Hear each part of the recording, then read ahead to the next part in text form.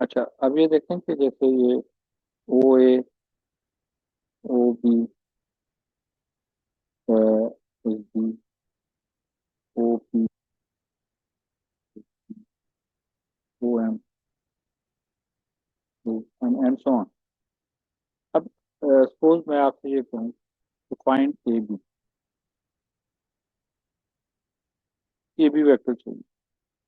तो देखें कि ए बी वेक्टर जो है,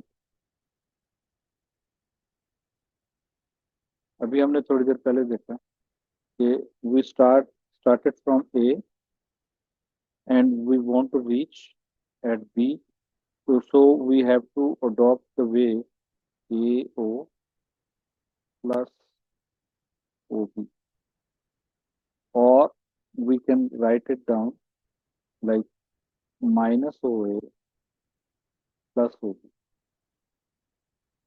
तो AB जो है, that can be written as OB minus OA। अब इसका कॉन्सेप्ट आप लोगों के पास है, तो आप इसको लिख सकते हैं B माइनस। अब मैं इधर आपको एक बात बताना चाह रहा हूँ कि अब you are going to find out the vector AB, and you have the position vector of both, position vector of A as well as position vector of B. You have the position vector of both, so then we can write down, ये देखें, O B position vector minus O A, यानी last वाला जो है इसका position vector you write down first, और जो first वाला है, द फर्स्ट वन, इसका जो पोजीशन वेक्टर है वो आफ्टर द राइट है। तो ये आ जाएगा बी माइनस ओ।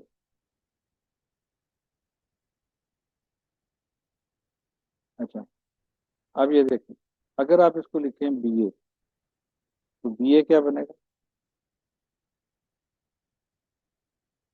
बी ए ये बनेगा ओ ए, यानी बाद वाला minus position O B. Vector पहले वाला, तो ये बी माइनस है। तो now you no need to find out the diagram, और ये पोजीशन क्या है और किस तरह से है। अगर फर्स्ट करें, मैं आपसे ये कहता हूँ एम पी निकालो, एम पी किसके इक्वल हो जाएगा, ओ पी।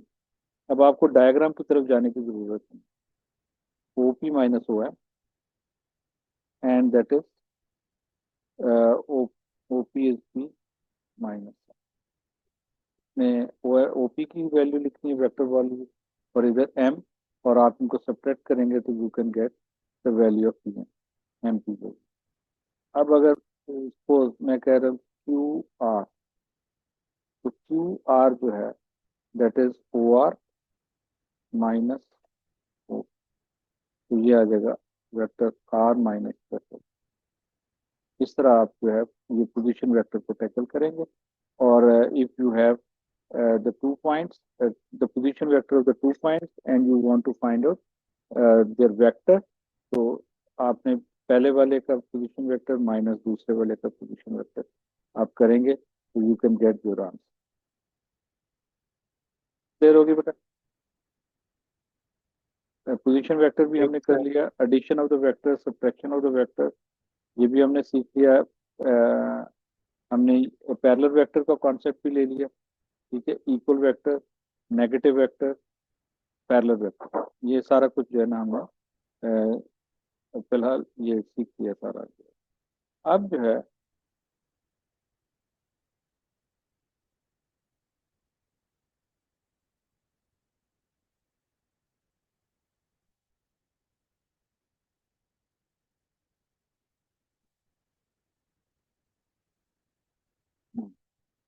चल, ये हमने कर लिया। अभी हम आगे देखते हैं, बल्कि सिलेबस में देखते हैं हमने कुछ किया है।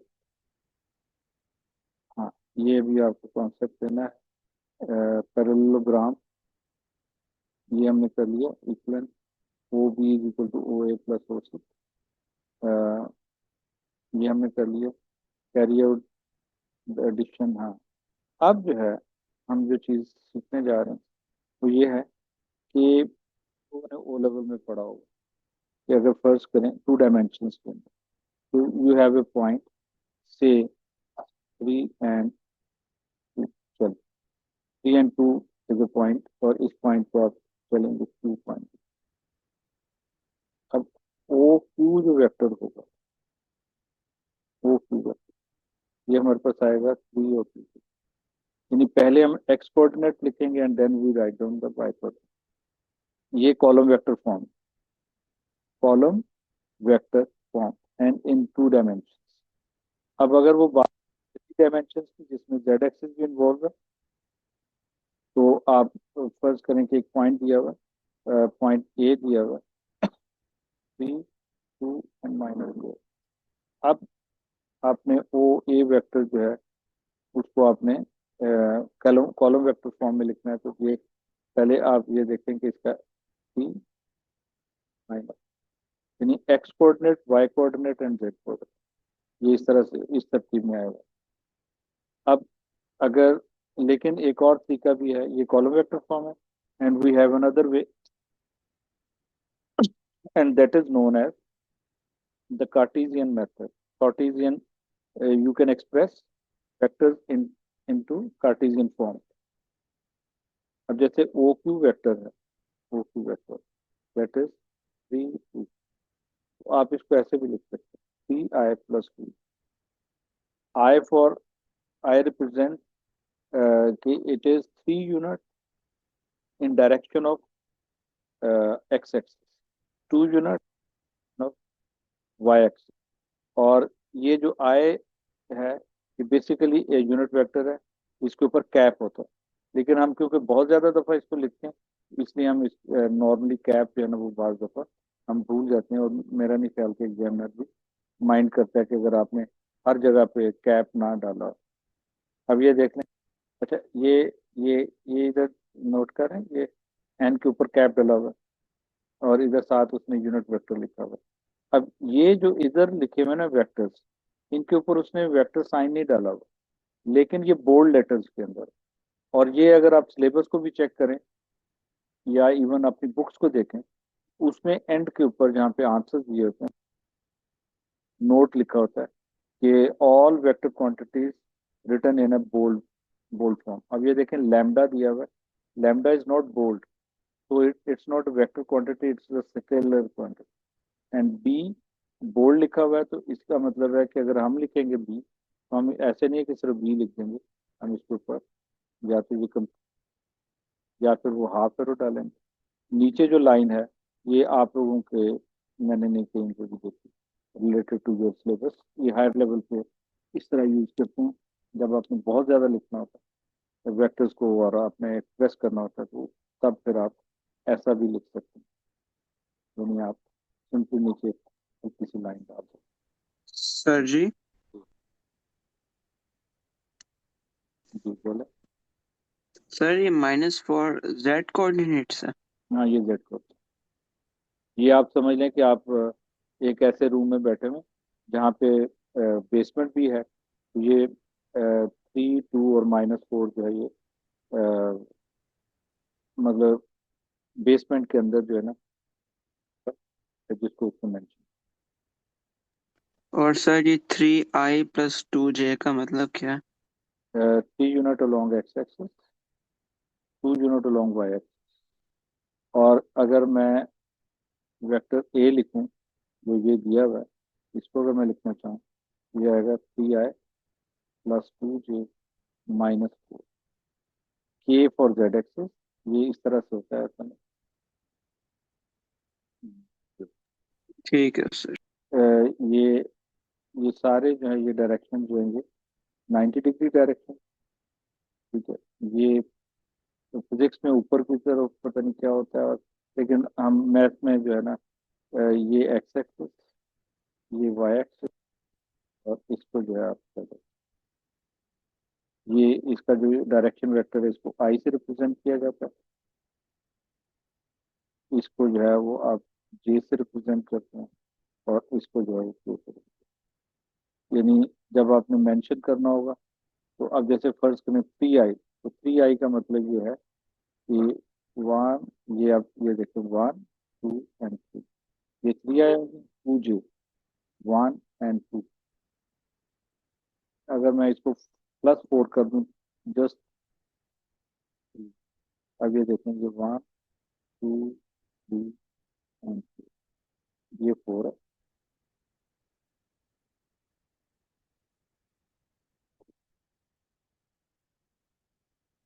अच्छा, तो ये आ गया, ये 1 2 3 4, 1 2 3। अब ये देखो, आपने बिल्कुल ऐसे एक लाइन एक्सटेंड करनी जो इसके साथ परपेंडिकुलर होगी। इधर एक लाइन आपकी आएगी, ये आप समझ लें कि आपके फ्लोर के ऊपर है। ये पॉइंट आ गया। अब ये जो पॉइंट है, ये बेसिकली क्या बन रहा है, थ्री और तीन हॉरिजॉन्टल पे। अब इसको आपने ये चेक कर लें कि ये जो डिस्टेंस है ये आपका कितना है, 4। इतने ही डिस्टेंस की एक लाइन आपने लगानी।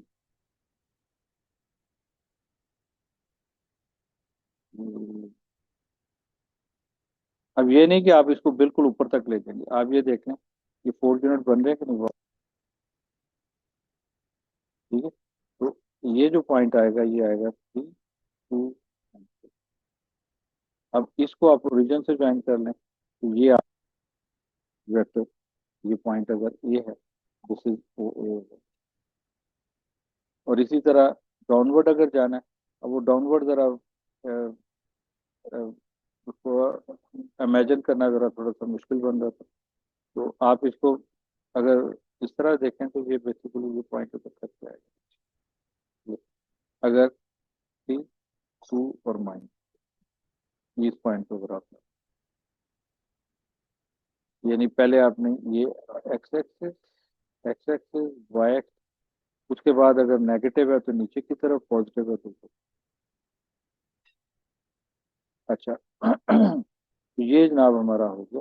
अब देखें आप, इसका मतलब ये है कि अगर vector R is x i plus y से प्लस जेड, ये आ गया।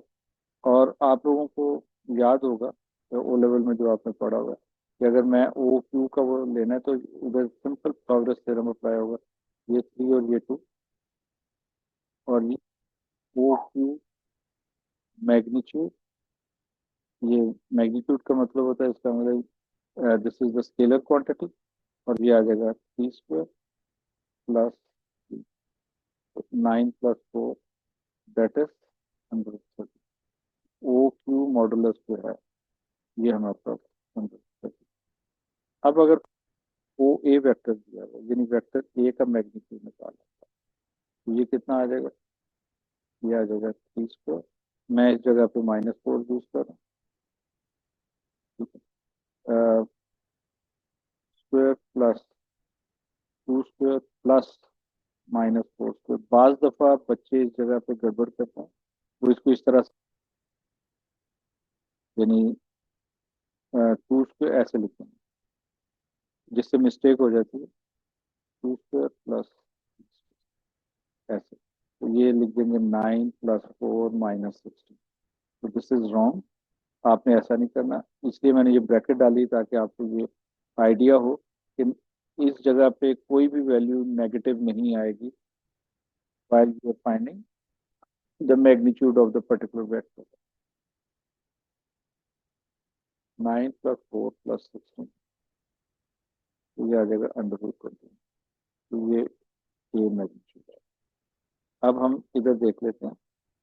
हाँ, अब देखें, अगर फर्ज करें कि मैं आपसे ये कहूँ कि फाइंड द यूनिट वेक्टर, तो मैंने आपको वेक्टर बताया था कि vector R is equal to R cap. ठीक है, तो आर कैप अगर आपने निकालना है तो 1/मैग्नीट्यूड इंटू आर वेक्टर। तो अब ये देखें कि अगर ए कैप फाइंड आउट करना है, the unit vector of A find out करना है, तो unit of vector of A जो है वो क्या होगा, 1/ये modulus into the vector A. अब ए कैप जो है वो हमारे पास आएगा 1/√29 3i + 2j -4k। तो ये जो वेक्टर ए कैप है ये आ जाएगा 3/√29 + 2/, अंडर रूट 29 से -4/अंडर रूट 20, ये यूनिट वेक्टर है। अभी बाद में हम इसको फर्दर देखेंगे कि किस तरह से देखें। तो फिलहाल ये, सर जी, जी जी, सर वो 1/, कैसे बन गया? यार मुझे 3/2 लिखा हुआ है। क्या मैं इसको लिख सकता हूँ? 1/2 × 3 लिख सकता हूँ? जी जी सर। बिल्कुल ऐसे ही किया मैंने भाई। ये था ना, ये देखो, R vector is equal to, यही है। ठीक है सर, अच्छा, मैं नोट कर। हाँ, ठीक। अच्छा जी।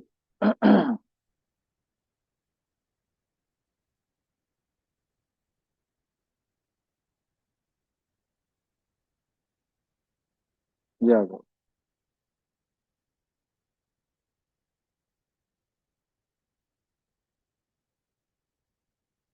हम्म, ये यूनिट वेक्टर हो गया जनाब हमारा। और ये वेक्टर इस तरह से भी आ गया। अब देखें, हम addition and subtraction and the scalar multiplication to the vector जो है वो हम फर्स्ट करें कि एक वेक्टर दिया हुआ, वेक्टर ए, चलें यही वाला ले लेते हैं, 3 2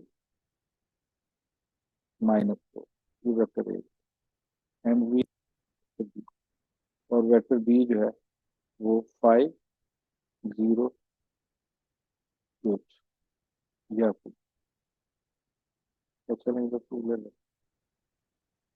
अब कह रहा हूँ कि आप वेक्टर फाइंड आउट करें, 3 a - 2b। अब ये जब आप करेंगे 3a की वैल्यू लिख लें 3 2 - 4 -2b 5 2 and 8। अब स्केलर जो है ये quantity है, is multiplying with vector, तो all the coordinates are multiplied by that particular scalar। तो ये क्या बन जाएगा जब अंदर मल्टीप्लाई करेंगे, 9 पर ये आ जाएगा 10 4 and 16। अब इनको आपने, क्योंकि दरम्यान में माइनस है तो माइनस कर रहे हैं, अगर प्लस होता तो प्लस कर रहे हैं। माइनस जब इधर आता है तो इनके सबके साइन चेंज हो जाते हैं, तो positive become negative and negative become positive.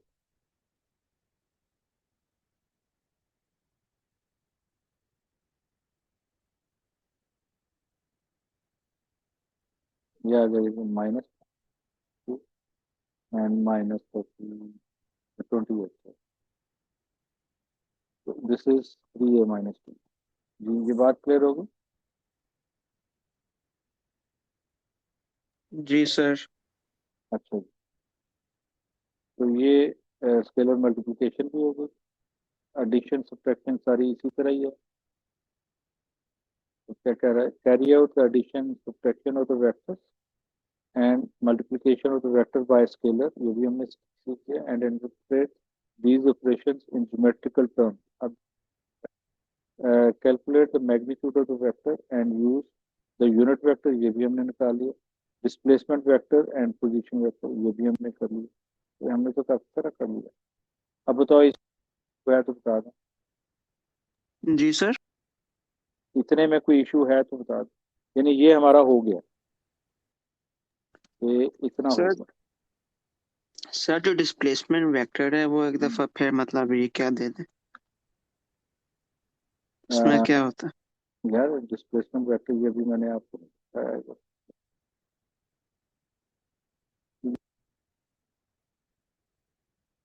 कहाँ गया वो? ये देखें, there are two independent vectors, vector A दिया हुआ and we have another vector B. ठीक है, तो अब इनको आपने हेड टू टेल रूल से ज्वाइन किया, तो ज्वाइन करने के बाद अब ये देखें, ये और ये, अगर ये हेड टू टेल से हो,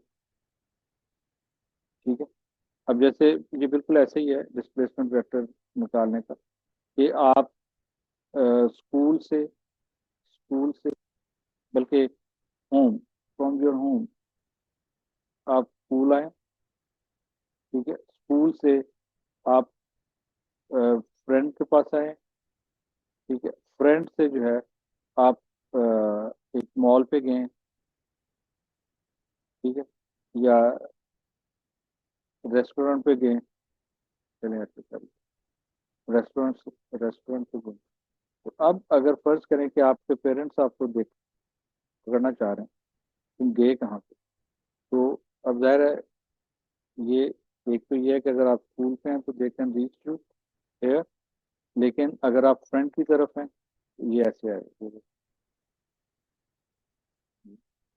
तो ये अगर फर्स्ट करें vector A, this is vector B, this is vector C, ठीक है। तो अब ये देखिए, और अगर वो आप रेस्टोरेंट पे हैं या आप कॉल करते हैं अपने पेरेंट्स कि right now I am in restaurant, तो वो जो है आप, ये बेसिकली डिस्प्लेसमेंट वेक्टर है। जब आप हेड टू टेल रूल से ज्वाइन करते हैं तो जो सम ऑफ द वेक्टर्स है, दैट इज द डिस्प्लेसमेंट,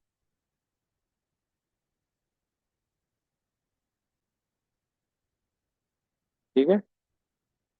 ठीक है सर।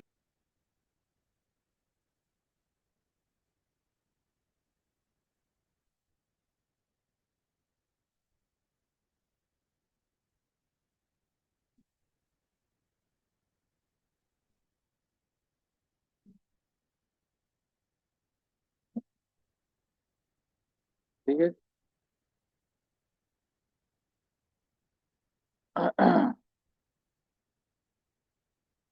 तो ये हो गया जी। हाँ, अब और क्या रह गया था हमारा? इसमें पोजीशन वेक्टर भी हमने कर लिया, स्केलर भी कर लिया। हाँ, ज्योमेट्रिकल में जो है ना, एक चीज मैं आपको बता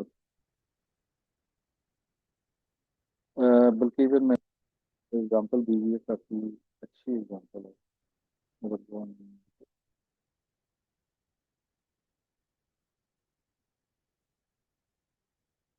इसको डिटेल में पढ़ें तो ये आपको ना बड़ा फायदा होगा इससे। पैरेललोग्राम रूल, हाँ, ये अब ये कॉन्सेप्ट है, एंगल बिटवीन टू वेक्टर्स का, बड़ा इंपॉर्टेंट है। ये भी अभी मैं आपको देता हूँ, ये बुक में ऐसा सच नहीं है, लेकिन क्वेश्चंस जो है ना वो इस तरह के आते हैं। अब ये देखें, ये पोजीशन वेक्टर के बारे में। हाँ, अब हमने मिड पॉइंट का देखना है, पोजीशन है ये हमने ये कर लिया,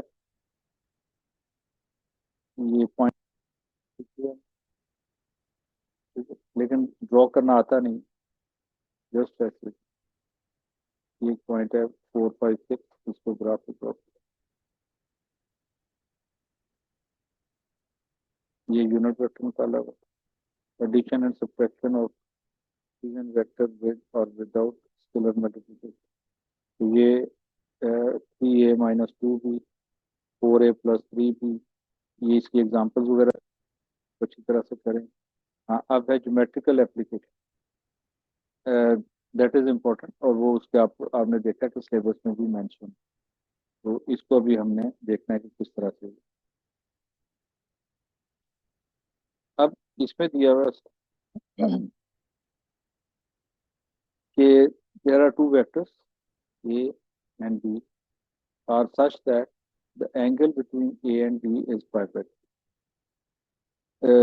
represented by this, यानी ये हमें दो वेक्टर्स दिए हैं, जैसे ये वेक्टर a एंड b है, बल्कि ये से ज्यादा बड़ा है,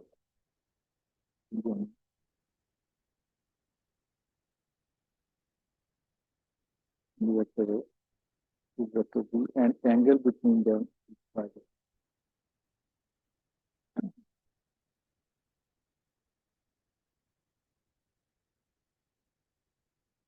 अब जो है हमें वेक्टर चाहिए a+b, तो अब आप क्या करेंगे, ये π/3 है, ये b है, ये a। तो हम एक वेक्टर इधर इस जगह पे, ये इधर मैं एक एंगल लगाऊंगा, ये π/3, और इस जितना ये वेक्टर है उतने ही वेक्टर इस जगह पे लगाऊंगा, तो ये वेक्टर अब इसको ज्वाइन करेंगे तो ये हमारा जो है vector A plus B one. अब अगर फर्ज करें कि वो कहे हमें, जैसे उसने कहा 3a-2b, ये वेक्टर क्या है। अब 3a मीन्स, ये देखिए ये वेक्टर ए है, 3a मीन्स ये टोटल 3a1, यानी ये 1, ये 2, ये 3a इन सेम डायरेक्शन। अब इसके बाद जो है, अब आगे आपने बी बनाना। अब बी अगर बनाना हो, सिंपल प्लस बी होता या प्लस टू बी होता, तो हम इस तरह कर लेते, ये बी और ये टू। लेकिन अब वो कह रहा है कि 3 - 2b, तो -2b का मतलब ये है कि तो में नहीं जा रहा बल्कि ऑपोजिट टू द बी जा रहा है। तो हम इसको ऐसे बने, ये की और ये दो, तो ये हमारे पास आ गया माइनस। अब इनका अगर आप रिजल्टेंट देखते हैं तो ये इसका रिजल्टेंट बन जाएगा, और ये क्या बनेगा, 3a-, और ये एंगल जो है ये फाइबर। अब इससे मतलब हम अभी पहले मैं ये भी बता दूं, एंगल बिटवीन द वेक्टर्स का क्या मतलब, ये लिख लें, दिस इज वेरी इंपॉर्टेंट। ये आगे आपको मैकेनिक्स जब आप करेंगे उसमें होगा कि एंगल बिटवीन द वेक्टर्स जो है इट स्टैंड फॉर, लिखें angle between two vector is always lies angle between their divergence. Angle between two vector means angle at the at divergence. Divergent क्या है, सर फिर देखें अगर एक वेक्टर ये दिया है, सर जी, जी जी सर वो फिर रिपीट कर दें। जी जी, अब मैं ये बता रहा हूँ कि डाइवर्ज दो वेक्टर्स हैं, they are coincide and at a point, और डाइवर्टिव है, डाइवर्ट कर रहे हैं। यानी उधर से ये दोनों दो वेक्टर्स हैं, vector A and vector B, ये एक पॉइंट पे कॉन्साइड कर रहे हैं लेकिन डाइवर्टिव है, मीन एक पॉइंट से निकल रहे हैं। ठीक है, आप ये कह रहे हैं कि अगर दो वेक्टर्स एक पॉइंट से निकलें, ठीक है, तो उनकी डाइवर्जन के ऊपर जो एंगल बनेगा, वो एंगल जो है वो इनके दरम्यान में बनेगा। तो ये एंगल जो थीटा है, basically this is the angle between the given two vectors. अब अगर फर्ज करें कि हमारे पास वेक्टर दिया हुआ and we have an other vector, अब बताएं इनका एंगल कहाँ पे बनेगा। वेक्टर ए है, वेक्टर बी, इसके अंदर बनेगा। हाँ आप लोग सोचते हैं अंदर बनाएगा। अब इस वेक्टर को हम एक्सटेंड कर सकते हैं,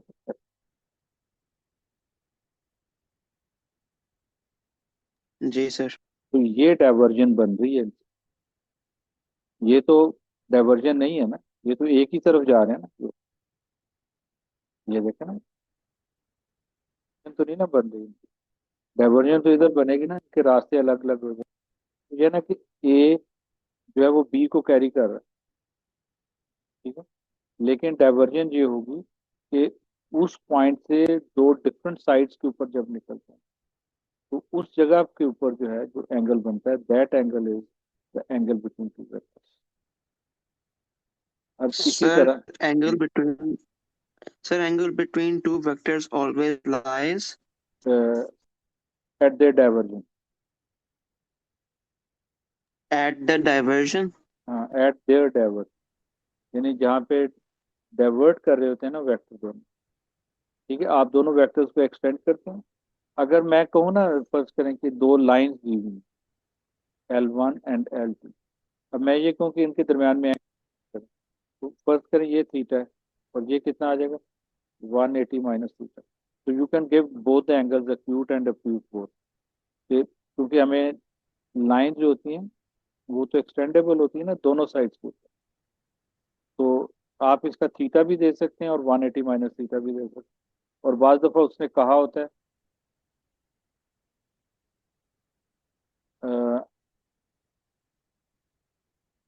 लेकिन जब आप वेक्टर्स की बात करते हैं तो वेक्टर्स में फिर आपने देखना है कि दोनों वेक्टर एक दूसरे पे डाइवर्ट कहाँ पे करते हैं। ठीक है। जैसे एक तो ये एग्जांपल होगी, एक ये एग्जांपल होगी। फर्ज करें कि हम ये ले लें ऐसे, ये वेक्टर पी है एंड दिस इज। अब बताएं इनका एंगल कहाँ पे बनेगा, किस वेक्टर को एक्सपेंड करेंगे या करना नहीं पड़ेगा?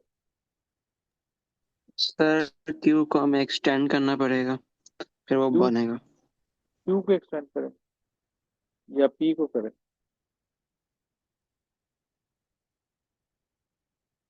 सर आई थिंक क्यू को, पी को। तो करें, तो ये थीटा है। ठीक है, तो this is the angle between the vector P and. तो ये अब आपने बड़ा केयरफुली देखना होगा कि आपने, sir how do you know के पी को एक्सटेंड करना? हाँ सर हाँ हाँ, मैं अभी बता, सर मेरा सवाल सर मेरा सवाल ये है कि हाउ डू यू नो कि पी को एक्सटेंड करना, मैं क्यू को नहीं करना? देख बात, जी जी का। आपने उनकी डाइवर्जन बनानी है।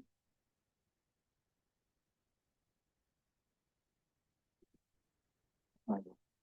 अब देखें, ये जो वेक्टर दिया हुआ, ये देखें और ये देखें, तो अब ये दोनों डाइवर्ट करें तो यहाँ पे इनका एंगल थीटा बने।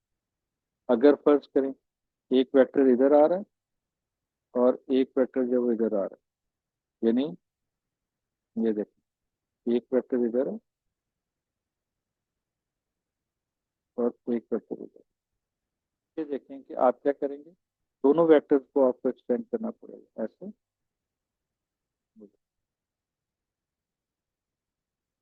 तो ये वेक्टर आ गया, ये फर्ज करें ए वेक्टर दिया हुआ and this is vector B, ये वेक्टर ए, वेक्टर बी, तो ये इनकी डाइवर्जन बन रही है, ये इनका थीटा है।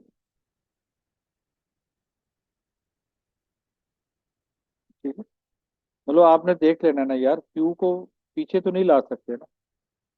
अब जैसे फर्ज करें, ये देखें, क्या था, हाँ ये कुछ इस तरह से ना कि अगर ये देखें,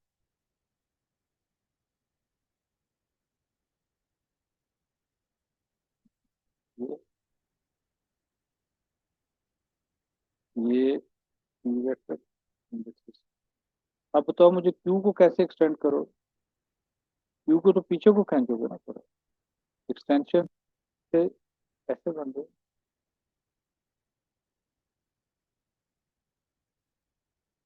क्यों भाई? ओ अच्छा। ये बिल्कुल ऐसे ही है जैसे आप किसी चीज के ऊपर फोर्स जब अप्लाई करते हैं। चलिए ये जब मैकेनिक्स से करेंगे तो फिर उसमें ये चीज़ है। हाँ क्यू तो आगे जाए। हाँ, तो क्यू आगे जा, तो मेरा ख्याल है काफी फिर आज इतना। कल इंशाल्लाह जो है ना इसी चीज को आगे कंटिन्यू करेंगे, और जो सही वाला काम है वो कल इंशाल्लाह स्टार्ट होगा। ठीक है, कल मैं आप लोगों को ना कोई टाइमिंग क्या है? अराउंड 11-12 बजे के करीब बता दूंगा, क्योंकि थोड़ा सा डाउटफुल है, मैंने एक दो काम करने हैं घर के लिए। तो हाँ ठीक है, लेकिन मैं कोशिश करूंगा कि 12 से 1 के दरमियान क्लास हमारी स्टार्ट हो। ठीक है। सुबह क्या ना? हाँ जी, कोई बात, डेफिनेटली। ठीक। अल्लाह। अल्लाह हाफिज सर जी।